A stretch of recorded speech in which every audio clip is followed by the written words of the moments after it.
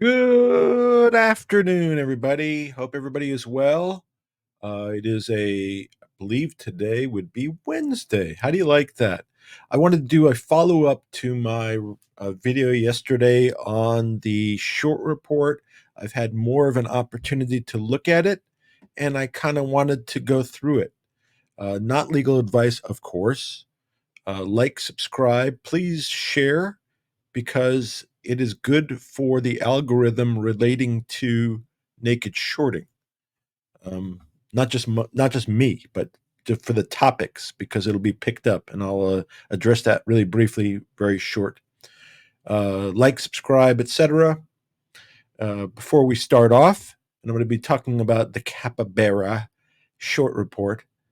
Before we start that, becoming a vegetarian, in my opinion, is a big mistake. Anyway, so I went through the short report, and I went through it yesterday, and I think, and JR and I also did this. I think I dispelled uh, issues related to the accuracy and veracity of the report. So then what I did is I went back to this, and the site's very rudimentary, and the documents themselves don't seem to be well crafted, but so be it. I went back to the site today and I looked at the other report. When I say other, so there was yesterday, there's the Fngr motion report, and then there's another report for another company. The ticker name is KSCP.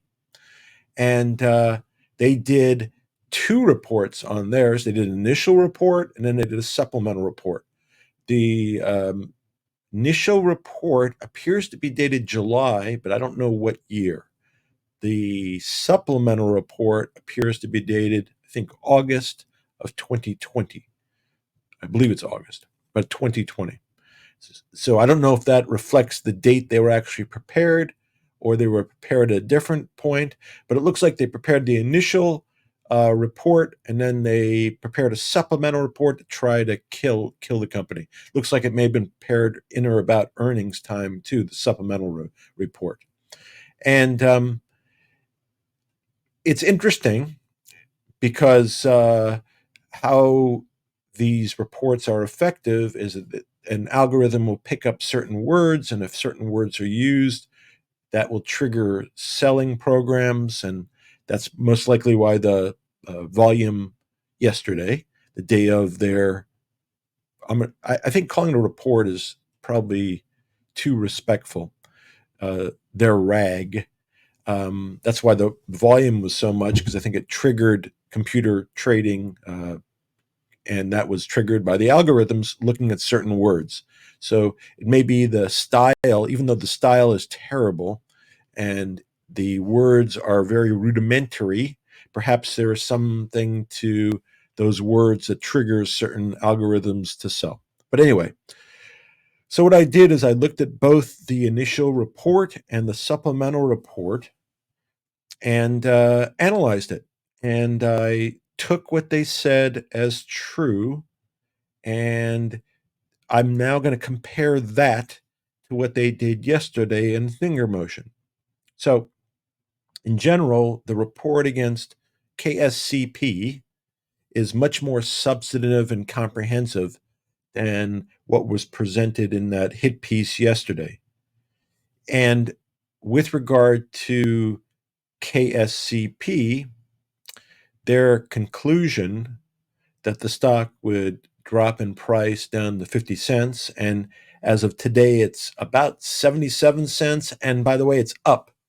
It's up today, probably on the news and scrutiny of the short report. That's my view, that it's now in front of people. And even though it's not really the issue, people are looking at that report and now they have less belief in that short report also. So it's probably good for that company.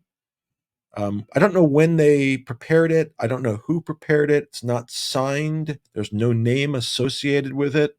It's pretty um, disconcerting by itself. That would be the first red flag. If nobody attributes themselves to the report, then how could you believe it?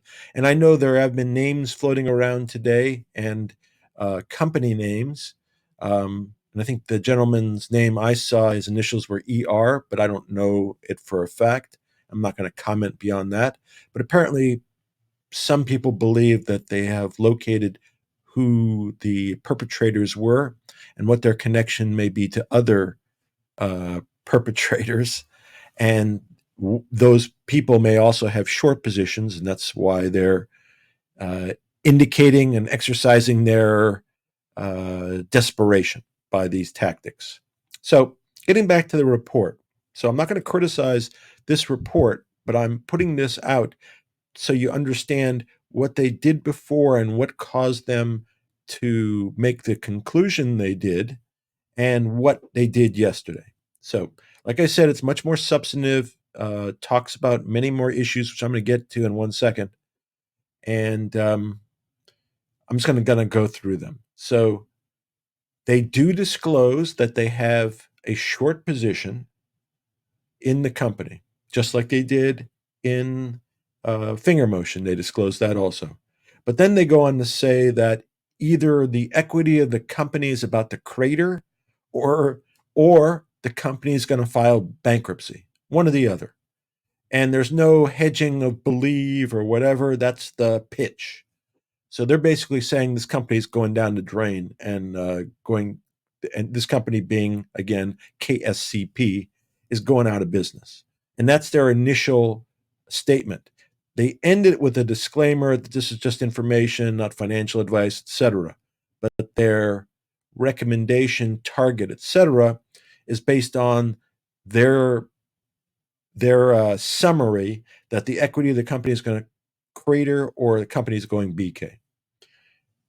So that's what they say as their entry point. Then they go on and say, and here are the reasons they give for believing that. One, that the company, and again, I'm only referring to KSCP until I say otherwise, that the company has a toxic loan, did crowdfunding. HC Wainwright was the underwriter. They're not very favorable, everybody knows, to the longs. And it's a toxic loan. Wainwright's going to end up with a position, expensive financing, etc. The CEO has done a bunch of bad uh, enterprises. He's been involved in a bunch of companies that failed, and the board of directors are unqualified and have no idea about the subject matter. The CEO is a promoter. He's promoting the stock, and his promotion caused the stock to rise to $2, about $2. And that was purely promotion. And they directly identify the CEO as being the promoter. They indicate that the company has flat revenues, although in the body they kind of suggest that they're not flat, but they justify why they deem them flat. But for these purposes, they say flat revenues. They say there's an increased cash burn, and so with flat revenues, that could be a problem. They say there's a continuous need for capital. In other words, they never don't need capital. They can't create enough value, profit to retain money. And they've been around for a while. So I think by as of the time of the report, they may have been around 10 years. So it wasn't a new company. So they have a continuous need for capital. Their products suck. They do security robots. Um, they don't work very well, and customers hate them. And they have some customer testimonials to that effect. They have a threat of delisting. So they've gotten a notice from, I think, NASDAQ that they're going to be delisting. And based on that, the company, whatever the company is, Capybara or some other related, says based on that, that's what drives their conclusion. And that's why they think the equity is going to crater, and that's why they think it'll go bankrupt. By the way, it has not gone bankrupt, still in business. Obviously, it was impacted, but the conclusion obviously was false, and it didn't reach or is not at 50 cents.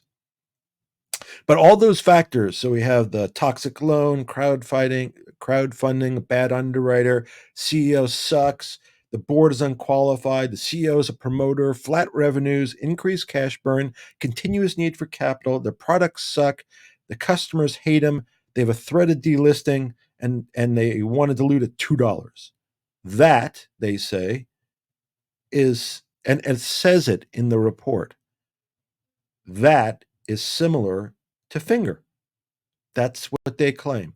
What I just read to you, they claim makes it similar to Fngr.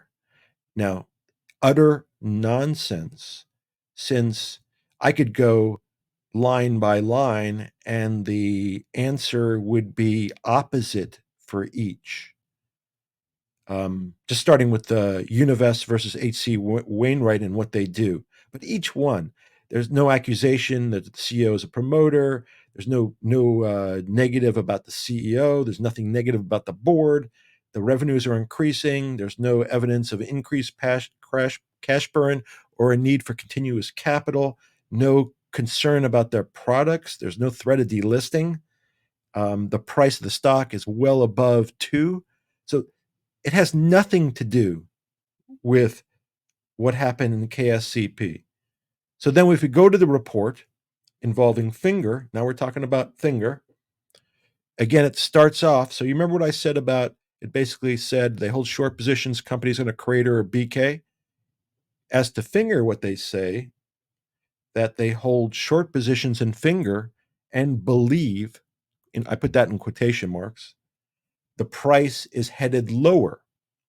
Quite a difference. They believe the price is headed lower as opposed to the companies going bankrupt. I would distinguish those two. And by the way, in many places in their report of yesterday involving Fngr, they have that language: believe, speculate, nothing concrete, all just guesswork, speculation. Nothing like, by the way, if true, what they have asserted against KSCP whenever they did that by whomever didn't sign it. They also indicate, and so these are the basic points in the yesterday's report.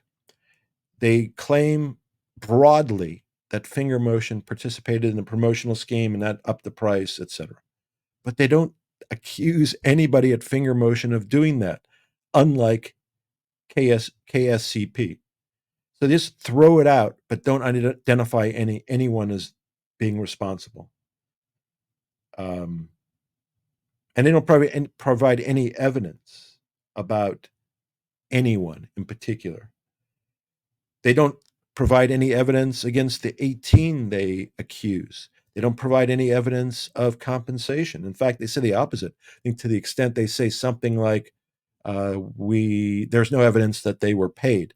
What they do is and this is my read, they take the fact that these people have discussed Fngr, and based on that, they call them promoters and deem they were paid without any evidence of that. But they slither around with language like believe to try to evade being responsible for defaming people. I think unsuccessfully, by the way, because I think their intentions are clear. So I believe, their attempts at smearing those 18 is really disgusting. And I hope that those 18 and Fngr take action. And JR and I have talked about this, if either of us are targeted, we're going after whoever targets us. We have nothing to hide, and even obviously in the short reports, they didn't target us. But notwithstanding that, the only way this will make shorts not do these things if the cost becomes exorbitant. So we don't really care if we aren't able to recover a dime, but we're going to make them spend thousands and hundreds of thousands in legal fees. That's what we will do. We also discussed, if we find out tomorrow we're targeted, the next day the lawsuit's filed. So I hope, by the way, the 18 and Fngr Motion take aggressive action against whomever and do so in the future. And all companies similarly situated should be doing so in the future. So Even though there's no similarity, they do throw out that promotional thing with no evidence. They assert, this is kind of one of their significant points, that there'll be great dilution because of the shelf listing of $300 million. They don't indicate, by the way, what Univest does, unlike Wainwright. And since one of their arguments also is there's not enough cash, they ignore the fact that if they do this offering at some point, it'll raise a bunch of cash for finger motion. So, to the extent there was a cash issue, that will no longer exist. And somehow they forgot to address that. Now, there really isn't a cash issue, at least based on the last quarter statement. I think it was about $15 million in cash they had, something, or some amount of cash. I don't remember actually the precise amount. The problem with KSCP was it was a continual cash burn, and they never had really any cash. But again, to the extent that there's a offering that will be executed at some point in time, it will generate a whole bunch of cash for finger motion. So the cash position, financial statement, and cash burn are non-issues. And again, the perpetrator of this piece of garbage has not identified he or himself or what computer they are or anything like that. So again, no distinguishing between Wainwright and Univest, and there has to be. They don't do the same business. The other point that they raise, again, without any evidence, is, and again, they use this term. They believe increased revenue growth was based upon accounting. So I guess let's assume, and they don't say the accounting was defective or improper, but let's assume the accounting is proper and it shows greater revenue, and next year it shows greater revenue, and the following year it shows greater revenue. I don't understand the problem. But beyond that, it's a belief. They're asserting they have a belief that this is happening without speculation, without concrete evidence. And that's their entire argument, by the way. That's it. We're done. All speculation, no facts, no witnesses, no names, different underwriters. Badly written. And somehow they equate the two. Somehow. They equated what I read to you in the first, and the problems with the CEO and the product being sucked, delisting, etc., with finger motion, even though none of those points occurred. They have nothing in common, and it's just nonsense. Again, I wouldn't be surprised to see one about earnings time. I believe everyone should advise the SEC beforehand to expect something like that. It's clear that this is put out just to get clicks through the algorithms so it impact the share price, which it did. But that's only temporary. We shall see what happens in the future. But that's my analysis of the two. Oh, and I guess the last point I should make is how do we know that that finger motion won't be diluting at a ridiculously low price? Because today, in their response, they indicated they would not be diluting at anywhere near the current price, which I guess is about $5.